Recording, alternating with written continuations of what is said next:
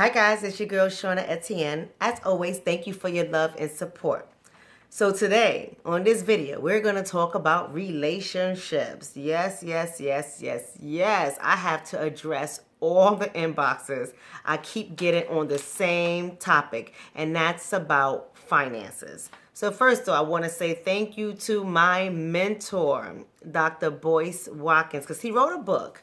And his book is titled, one of his books is titled Financial Lovemaking. And in this book, he goes over, he says it succinctly clear, like the things that I go over all the times with my couples who come to me for counseling because things gone out of hand in their relationships. So I want to talk to the single people, but the steps that I'm about to cover is about 7 steps that I adopted from Dr. Boyce Watkins' book, Financial Lovemaking, will speak to everybody, okay? So I don't want you just to get focused on the fact that this is for people who are interested in getting in relationships or maybe in their relationship and not yet married. This is actually for everybody, but I'm just speaking to that population. Another thing I want to say before I get started is this is also for both men and women. A lot of times people just reflect and identify with me, the woman, but this is for both sexes. So let's get started.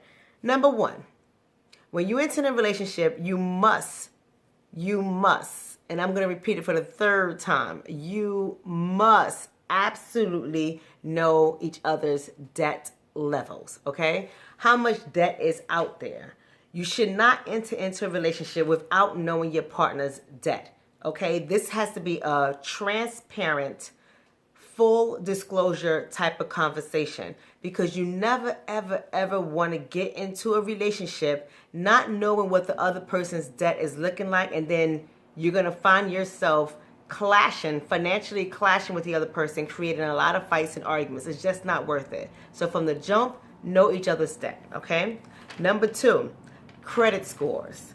I don't know what it is with people trying to hide their credit scores from each other. That's not worth it. When you get into a relationship with somebody and you see that this relationship is going somewhere and it has the potential to lead to, let's say, a true, full-fledged commitment, maybe even ideally in marriage, if that's going to happen, you got to know what the other person's credit score is. There is nothing worse with not knowing what you're working with. You go out there, you spend all this money on a wedding. Some weddings are $10, $15, $20, even $30,000. You go out there, spend all this money. You think you're going to have this so-called American dream that they call it, buy yourself a house and everything, and you go and you get pre-qualified and you can't because this person has a credit score of 590 or 600. What you going to do with those numbers? At least if you know from the very beginning, you know what you're dealing with. You know what you have to do to raise those numbers. It's nothing like assuming that everything is good because this person has a nice car, dresses nice, has a nice job, educated, all this crazy stuff you're looking at on the outside, and then you find out his inside or her inside financial data is a hot mess. Know your partner's credit score. Number 3, savings and investments. Savings and investment. What kind of money they working with? What do they have saved, or are they a spender?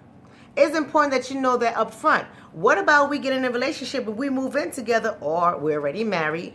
Do you have 3 to 6 months of savings? What if you lose your job? What if I lose my job? How are we going to survive? To not know this, that's very dangerous. Investments, what do they look like? What is this person invested in? It doesn't necessarily have to be stocks or bonds, but what kind of investments are they a part of that might either take money from the relationship or can potentially bring money into the relationship? You want to know these things. That shouldn't be a secret. Number 4, assets and retirement funds. Assets. What do they have? What are they working with? What do you have that you can liquidate for cash if need be? What do you have that's growing right now? What kind of money do you have? What kind of stocks, bonds, dividends, whatever? What do you have that's an asset? Okay, no one is talking about your shoe collection. No one is talking about your whole collection of Jordans. Yeah, it might take time for that stuff to be liquidated, but it's the depreciation on those suckers. We ain't talking about that kind of assets. We're talking about real assets, okay? And retirement funds. What is it looking like? That is so important to know for many reasons.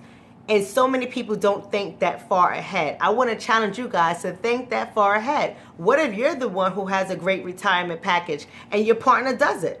What if the relationship doesn't make it? What if the marriage doesn't survive it? And the next thing you know, you're scheduled to receive $100,000 a year off of your retirement fund, but this joker don't have any money. Well, guess what's going to happen in that divorce? You're going to wind up paying 50%. Is that worth it? You got to know what you work with from the very beginning. Number 5, income levels and job details. Okay.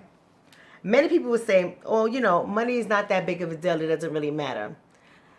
I would have to disagree with you. I'm not saying make money your end or be all about your relationship, but you got to know what kind of income the person is working with. For example, let's say, you're making $100,000 and your partner is making $45,000. You may say, it's okay. I don't care if I make more than him, or I don't care if I make more than her. Together we have $145,000. Yeah, on the surface that might be true, but you don't know what this person has as far as financial obligations are concerned. If you only making $45,000, but you owe $80,000 in debt, whether it's credit cards, whether it's liens on you, whether it's college loans. If you owe like $80,000 in debt, you're only making $45,000 a year, this person ain't coming to the table with no kind of money. You're going to find yourself more stressed than what you need to be in a relationship. And as we know, the research tells us, finances is a contributing factor to divorce. It's just not worth it. All right. And then job details. Don't tell me you're a full-time employee and I'm like, okay, great. Financial security, making $100,000 full-time. And the next thing you know, you a temp. You got to know that kind of detail with the person's job. You might be employed for 6 months, but then what happens on month number 7 when you a temp? You out of work. Are you a contractor and your contract ended? So I'm going to have to pick up the slack, especially if you're a spender and not a saver. I'm going to have to pick up the slack. That's absolutely ridiculous. It's very, very important that you not only know your partner's income levels, but you also know the details of their job. Do they plan on going anywhere? Are they in a job that they can move up, get promoted? Is there any life in their job? Is the job a dead end? Is their name up for being terminated, being laid off?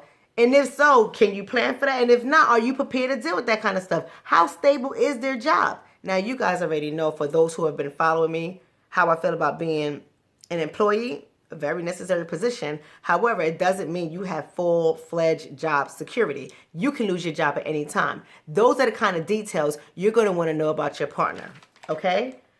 Extra income, liabilities or financial obligations, lawsuits, and child support.